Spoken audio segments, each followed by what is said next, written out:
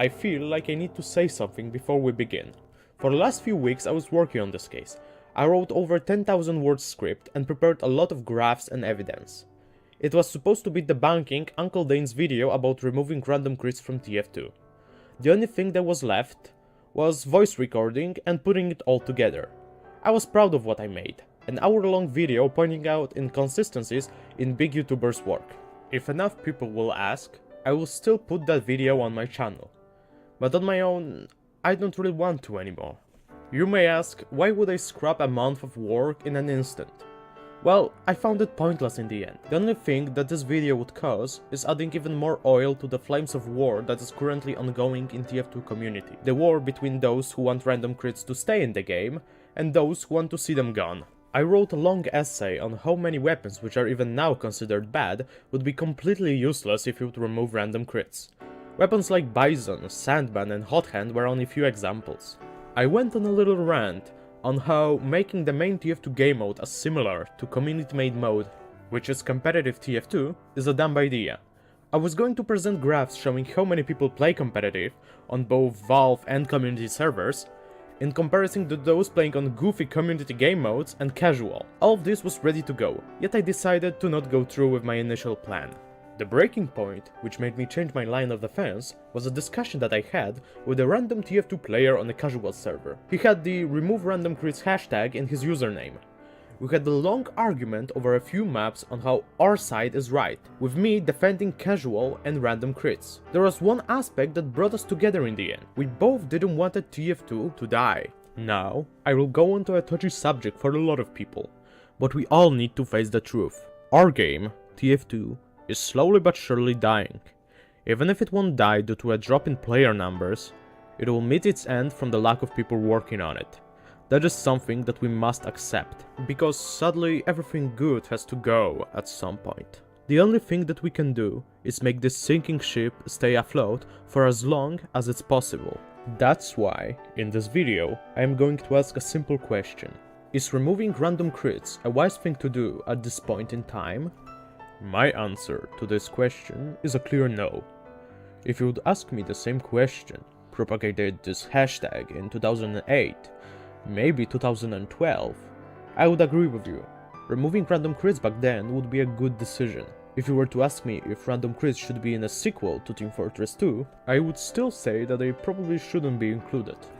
But for our current TF2, I think that this would be a terrible decision to make. We are talking about a 10-year-old game with constantly decreasing player numbers with a few exceptions here and there. This means that if there are new players coming into the game, there is not nearly enough of them to even out with the numbers of those who are leaving.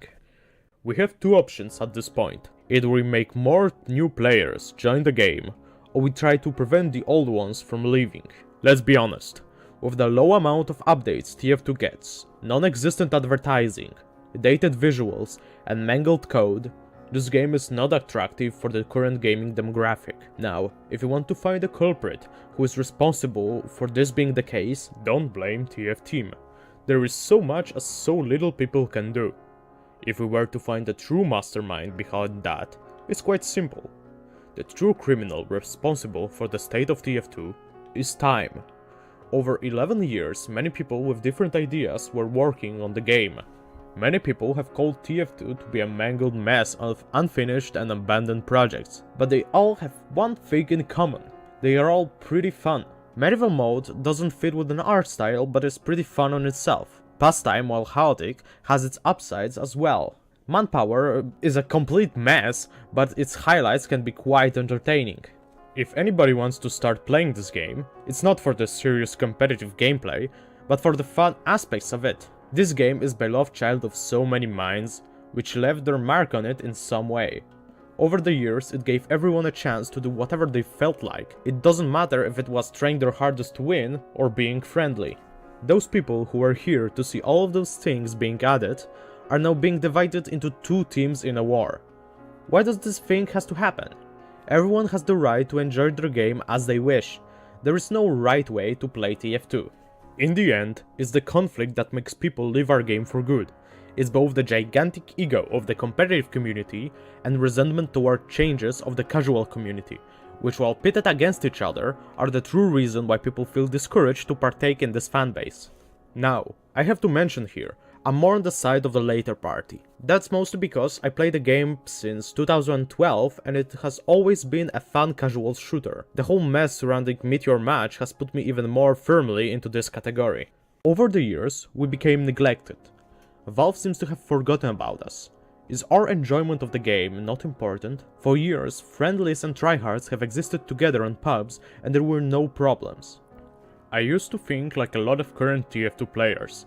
I was hateful towards random crits, but as time went on, I stopped really caring about them. I don't treat them anymore like a spawn of Satan.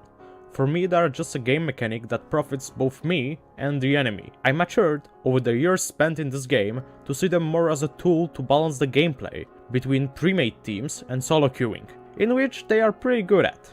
Would removing them make me quit the game?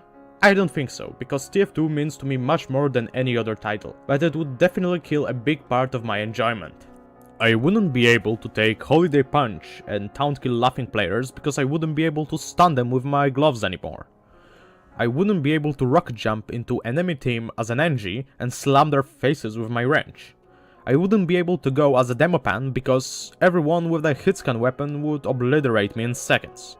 I wouldn't be able to use Bison as a joke secondary because it wouldn't be doing enough damage to kill enemies in a pinch when I miss my Market Gardener. I wouldn't be able to count on my Uber Saw for getting me out of the sticky situations while helping me build Uber. The Shahanshah would deal too little damage to be even remotely useful. Slapping people to death would become next to an impossible task.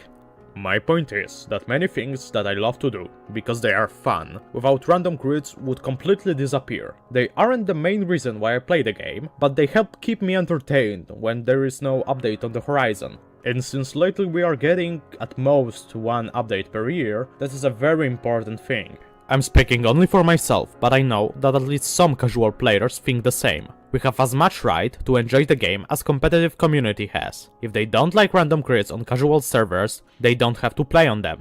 Uncle Dane has proposed an idea to make a community servers with random crits enabled and remove them from casual. Skipping the obvious that will work as well as TF Crew servers did statement, why should we be the ones to change? Few years back, you had no game mode of your own in the game.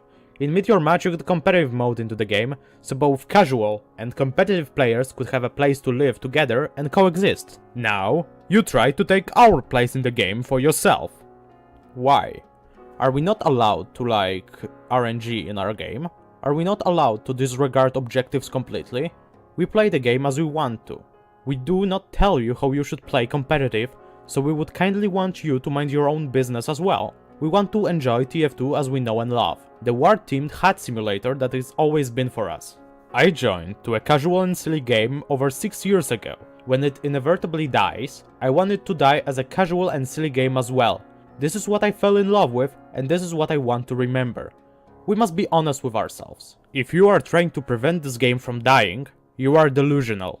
Everything dies at some point. Nothing lasts forever. Meteor Match was supposed to save TF2, and all it did was speeding up the process of death. You won't make this game popular again.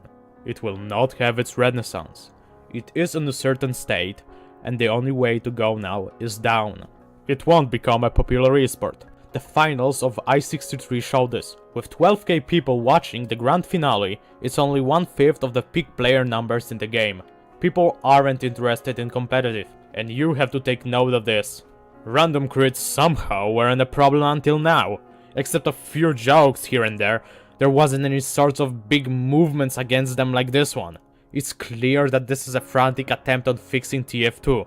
With its age, no decision made quickly and without any thoughts put into them is going to help the game. It can only do more damage. Dear competitive community, Uncle Dane and Valve, this ship has hit an iceberg that is time. We can take our buckets and make a frantic attempt of getting rid of the water, constantly flooding it, trying to stop the inevitable. Alternatively, we can also ignore the water, enjoy our time, and have fun for as long as the ship is afloat. So when it sinks, our last memories with it are going to be positive. Since we can't stop the game from dying, all we can do is try to prolong its last years. We should try to keep the game fun for everyone. Make everyone enjoy the time spent in it. We have an option to make everyone happy. Here are the changes that I would propose to achieve this goal. Number 1. Remove competitive mode from TF2 base game entirely, as barely anybody plays it. It wastes space on main menu, and keeping competitive servers running is just a waste of money. Instead of keeping them up, Valve could maybe sponsor competitive servers on sites like Faceit or ESEA. Number 2. Turn casual game mode into 12v12 competitive servers that would be working on most competitive rules. Uncle Dane made a very nice spreadsheet that could be a very good base for that. It would be a perfect place for people not willing to go and look for competitive sites, but wanting to play on a higher level of gaming. In short, a perfect place for tryhards. Number 3. Bring back the quick play. Let it take the spot of current competitive game mode, have it as completely fun-based game type with random crits and all the other silly mechanics. Make there to be completely no incentive to do the objectives. Don't count XP on that game mode, just let people have fun as they want. I believe that this way everyone will have their own place to be in. For example, I would spend most of my time on quick play. Uncle Dane would probably enjoy the casual competitive the most. Outside of the game competitive would stay as a place for elite players to test their might against the other committed to winning gamers. This way, pubs would be back for everyone to enjoy them, and competitive beginners would have their own game mode to get better and better. Making competitive take place with the help of separate sites would decrease the number of free-to-players, because they wouldn't even know where to find it, trolls and friendlies, because they wouldn't want to go through all the additional steps to get into competitive game, and people who aren't ready for it yet.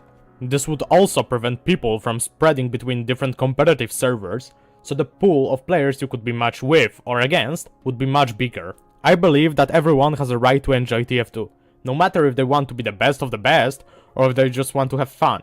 I think that the option I have presented will make every subgroup of players happy. This should turn the toxicity and arguments down to the minimum in our fanbase. I hope you enjoyed my video. If you have any opinions of your own, please leave them in the comments below. If you can, help this video spread to our fellow TF2 players. I am going to end on an old but fitting quote that should be a motto of our community. Together we stand, but divided we fall. That's it for now. Defense rests its case.